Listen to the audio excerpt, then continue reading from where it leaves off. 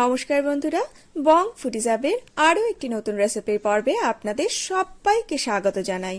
আগামীকাল মহাশিবরাত্রি, আর এই শিবরাত্রি উপলক্ষে আমার আজকের রেসিপি সাবুদানার পোলাও। ঝরঝরে এবং সুস্বাদু সাবুদানার পোলাও পারফেক্টভাবে ঘরে কি করে তৈরি করে নেবেন তারই একটি রেসিপি সমস্ত টিপস সহ আজ আমি আপনাদের সাথে শেয়ার করতে চলেছি।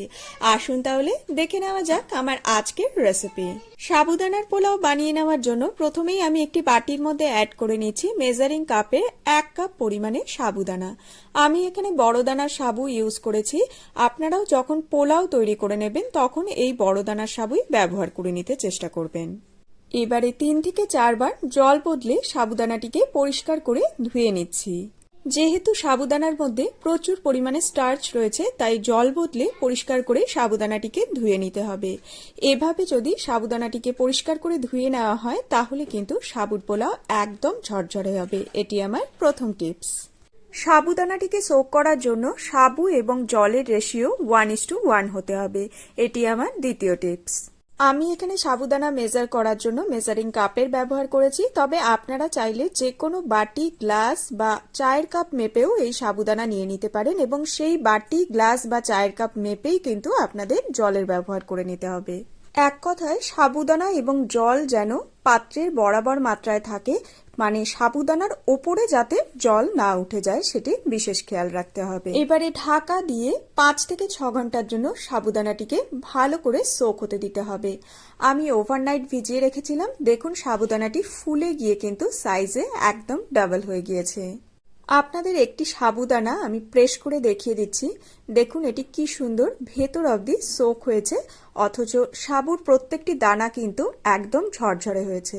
ঝরঝরে বলতে আমি এখানে বলছি না যে একদম ড্রাই হয়ে গিয়েছে, এর মধ্যে যে ময়েস্ট থাকা দরকার সেটি ঠিকঠাক ভাবে রয়েছে, কিন্তু একটির থেকে আরেকটি দানা কিন্তু একদম সম্পূর্ণ আলাদা রয়েছে।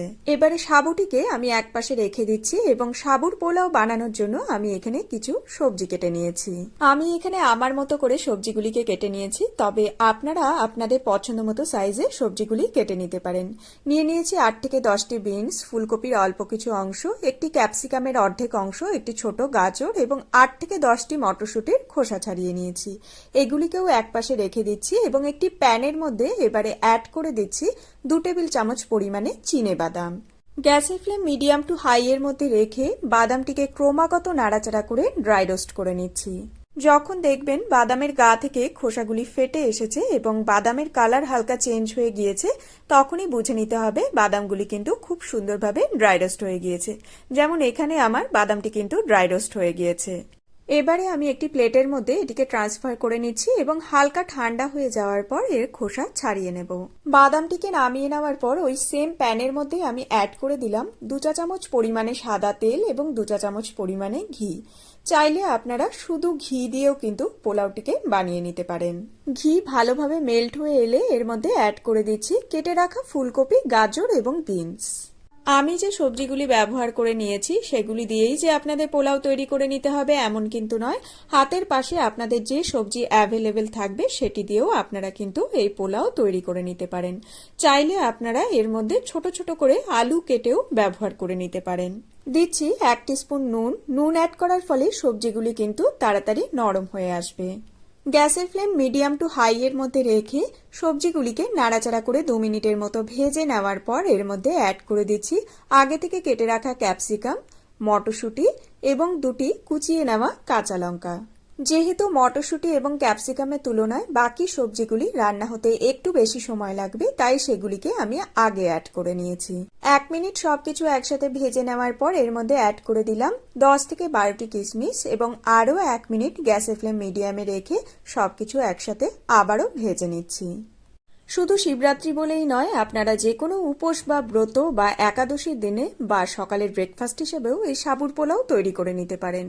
এটি খেতে যেরকম সুস্বাদু হয়, বানিয়ে নিতেও কিন্তু খুবই কম সময় লাগে। 1 মিনিট সবকিছু একসাথে রান্না করে নেওয়ার পর এর মধ্যে অ্যাড করে দিলাম আমাদের আগে থেকে ভিজিয়ে রাখা সাবুদানা। গ্যাসের ফ্লেম এখন মিডিয়ামে রয়েছে এবং সাবুদানাটিকে ততক্ষণ অবধি রান্না করে নিতে হবে যতক্ষণ না পর্যন্ত এটি স্বচ্ছ হয়ে আসছে। তবে সাবুদানা অ্যাড করার পর কন্টিনিউ নাড়াচাড়া করে যেতে হবে। আপনারা নিশ্চয়ই দেখতে পাচ্ছেন প্রত্যেকটি সাবুদানা কিন্তু এখানে একদম ঝরঝরে রয়েছে, একটির গায়ে আরেকটি কিন্তু একদমই লেগে যাচ্ছে না। দিচ্ছি স্বাদ অনুযায়ী নুন, তবে সবজি ভাজার সময়ও কিন্তু আমরা নুনের ব্যবহার করে নিয়েছি, সেটি মাথায় রেখেই এখানে নুন ব্যবহার করে নেবেন। একই সাথে অ্যাড করছি 2 পিঞ্চ মতো হলুদ গুঁড়ো এবং 2 টেবিল চামচ পরিমাণে চিনি। উপোসের দিনের জন্য বানিয়ে নিচ্ছি, তাই আমি এখানে রক সল্টের ব্যবহার করেছি, তবে নর্মালি আপনারা যদি ব্রেকফাস্টের জন্য বানিয়ে নেন সেক্ষেত্রে নর্মাল সল্টেরও ব্যবহার করে নিতে পারেন। সবকিছু একবার একটু নাড়াচাড়া করে মিক্স করে নিচ্ছি। অন্যদিকে আমরা যে বাদাম প্রথমে ভেজে নিয়েছিলাম সেটি হালকা ঠান্ডা হয়ে যাওয়ার পর খোসা ছাড়িয়ে নিয়ে মিক্সিতে আধ ভাঙা করে গুঁড়ো করে নিয়েছিলাম, সেটিকে এবার এর মধ্যে অ্যাড করে দিলাম।